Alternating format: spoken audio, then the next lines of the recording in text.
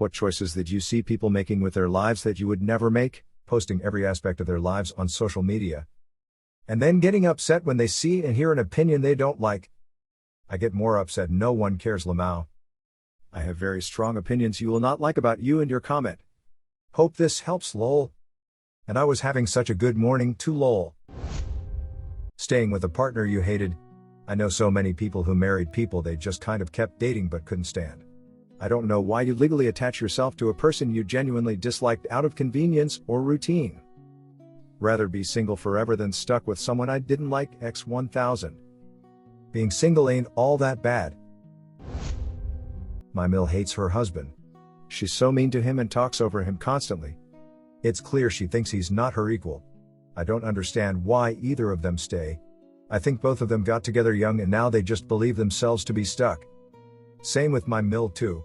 They're always arguing and bickering. It's uncomfortable to be in their house. Must be miserable to be either of them, trapped living with someone who genuinely doesn't like you. Literally same. It's pretty painful when I go over to stay with them. There's so much tension and passive aggressiveness in the household.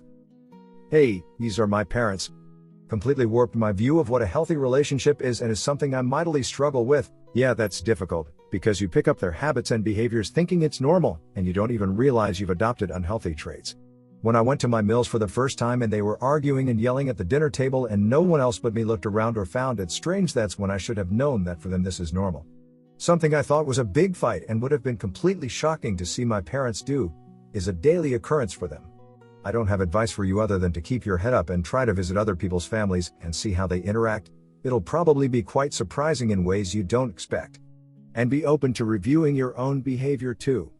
My so occasionally snips and raises his voice to me when it's not warranted, a trait I think he's picked up from how his parents communicate. He's working on it, but it's difficult to know what you're doing wrong when it's what you've been taught. They sound well matched. Some of them enjoy the everyday drama. Choosing to not have peace every day is a psychopathy, honestly. Yes, some of us have standing agreements with our partners that we will fight for fun and drama and intrigue. My mother was, more often than not, critical and borderline contemptuous towards my late father, even though he managed finances and ensured bills stayed paid. When she would soak up the praise for being in a long-lasting marriage, it took everything for me to not point out the hypocrisy of staying married while barely tolerating her spouse beyond his usefulness to her. She has been far more deferential to his memory than she ever was to him when he was alive. Bro, my ex-friend is marrying my friend from college and she does this all the time. He clearly hates her, but he just proposed. She harassed him about it for years. Whole thing makes me sick and he looks high as hell, weed, in their engagement photo she posted on Facebook. He seems to be taking it well. Every time we've gone on a trip with them, just weekends, they argue incessantly. We've had many occasions ruined by tension between them. I would flat out ask, don't you get a divorce? You're clearly unhappy being together, so why continue to suffer each other's company? Easily quarter of the posts on any given IDA or relationship advice sub are just my relationship is absolutely perfect in every way except that my partner basically loathes every fiber of my being. How can we move past this so I can somehow be in a completely different relationship with a different person without having to actually take any initiative to change anything? LOL, I have this convo with my 80-something mother all the time. She always bemoans that people don't take marriage seriously today and don't want to work at their relationships. Divorce comes too easily. And, to an extent, it is true. People often do bail rather than work things out. But I remind her the number of her friends and colleagues who stayed in miserable, and sometimes abusive, marriages for decades because getting divorced was simply not an option. I think that is far, far worse, especially for women. As many fellow homosexuals would tell you, the fear of being homeless is a strong motivator. Because usually one of the partners thinks they will change. $1,000 per month perpetual lease on a vehicle. I don't need the latest and greatest vehicle to keep up with the neighbors. I wore my last car into the ground, 15 years, and bought a used one that's a year old and paid it off in the first year. My one friend wanted to know why I wouldn't just get a lease since it's easier. Why would I want to have a perpetual car payment? If you're irresponsible enough, you'll always have a car payment whether you buy or lease. This is true, but with financing at least you have an asset to show for it when you're finished paying it off. And no restrictions for modifying your own vehicle, if you're into that sort of thing, but leases have dramatically lower monthly payments for that very reason. Taking their paycheck to the gas station and spending hours there trying to win big on scratch-offs. I worked at a convenience store years ago and people would come in and try to find the $500 winner on the $2 jumbo bucks, spending probably that much in the process. Weirdest part of that job?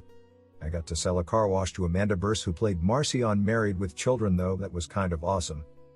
I worked with a girl at a gas station who started scratching the scratch-offs, didn't have the money to cover them and kept scratching hoping to win, pay it back. She didn't. I used to work at a liquor store. Every 2 weeks like clockwork this guy would come in, spend $100 on scratchers, this was back in the early 2000s, and just scratch the barcode off and tell me to scan them. Any winnings went right back into more. I mean, isn't half the fun scratching the playing area? That was one of the first times I saw a gambling addiction that bad. Using meth. I think most people who try meth have already given up on life. Like when I was suicidal, I'd take any drugs I'd get my hands on because I felt like if I was gonna kill myself, I might as well do it after getting to experience pleasure. I was 14 and live in Sweden, so I couldn't get any hard drugs, which I'm really thankful for. Just became an alcoholic who smokes a lot of weed. A lot of times it doesn't start out that way. I remember early into parenthood getting the meth thing. A lot of middle-aged moms in the Midwest were getting addicted. They were doing it for energy to get stuff done. Not my choice, but I get the impulse. Meth mommies was the term I heard. I went to rehab with someone like that. I think I almost got to that point, but thankfully I was able to get clean before that. Settling for partner I'm not all that in love with, just out of fear I can't do any better, sunk cost fallacy, rush to have kids, pressure from family and friends, etc. Like 90% of the people I know have done that. It's wild how common it is, considering I find marriage so much more terrifying than being alone. I prefer it and always encourage loved ones to try to spend extended time single after a breakup. You get to know yourself in a deeper way, I think. I used to think the worst thing in life was to end up all alone. It's not. The worst thing in life is to end up with someone who makes you feel all alone. Robin Williams. Being able to be single is an underrated sign of confidence and having your stuff together. I hate tropes and simplistic advice, but I do believe that anyone who can't be alone shouldn't be in a relationship. Totally different from grieving after you lose someone. Agreed. The fact is, I'm a much better person when I'm single. I absorb so much from the people around me and my mood is affected by my partners no matter how hard I try to not let it be. After a decade of being with my ex, a tragedy last year left me single in my 4 ties. I knew immediately I was done with relationships. I'm not at all bitter, it's the opposite. I'm happy as hell, I love that. I'm married, but the BF before that I broke up with, my mom was so worried for me. I said, you should be worried, I'll be single forever because this is awesome. When I started dating my now husband, he was a bit hesitant because of a previous relationship. I said, no worries, I'd like to be with you but I'm good on my own, take care. I wasn't protecting myself with walls, that's genuinely my feeling. We parted ways and I was totally fine. Obviously got together eventually, but wanting to be with somebody is better than needing to be with somebody. Having a baby without any financial plan and hope that the universe will provide for the child. Unbearably convenient to go God provides when things work out and this is a test, or because X is bad when they don't. There's always an answer and none of it includes self-accountability. No Mac. God don't provideth, Frank provideth. Oh man, it winds me up. Don't even get me started on what they say about God and natural disasters. I grew up in a religious household and this used to get on my nerves, how God got credit for every achievement I've ever struggled for, and how they say to look to him in times of hardships, but if he doesn't help it's a test. There's always an excuse for everything but never accountability. I guess that's easier than having independent thoughts. My dad has these beliefs, things happening being God's will, etc. I have so much contempt for the lack of accountability. Not to mention being expected to grovel to an imaginary being, then exalt and worship them when things work out. Freaking utter nonsense. Giving people up.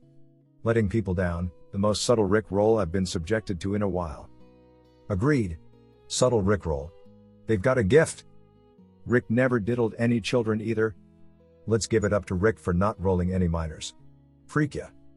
Like being caressed with natural yogurt. Mine is running around and deserting people.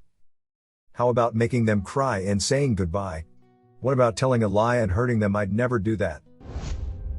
Dropping out of high school and skipping out on a GED. Getting my GED was one of the best decisions I made. I always recommend doing that if you choose to drop out. No employer has ever questioned me about it. The only time anyone ever asked me about my GED was when I became a deputy sheriff. The lady was very rude when she asked why I didn't finish high school. I told her I got my GED while I was in military school so that I could join the army as soon as possible. I grew up really poor, and I got very lucky that I could go to military academy and get away from Oklahoma's poverty. Ended up dropping out halfway through my senior year because of bullying. Ended up with my high school equivalency before the rest of my class graduated. I was accepted to a 4-year school without any questions, and yep, no employer ever cared. Wish I could have done that at the beginning instead of spending 3.5 years in hell. Facts. I have my diploma, but in all my years, I have never once been asked for a high school diploma. Crying videos on social media. Just why?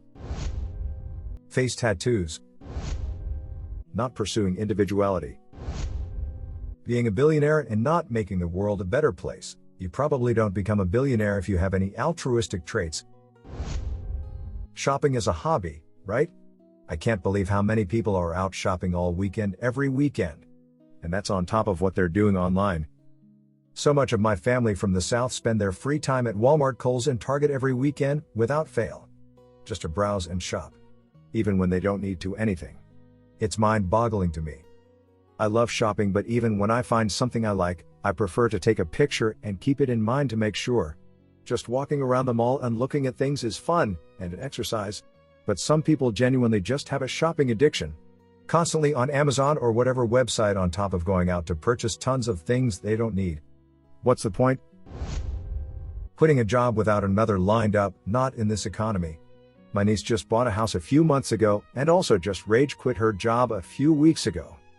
Hopefully she can get a couple of rooms rented out. That will help with the bills and mortgage. I just did it and am quite scared. But I'm hopeful and can afford to be out of job for years, just would prefer not to. Consider subscribing if you enjoyed this video and if you want to see more of Reddit Universe.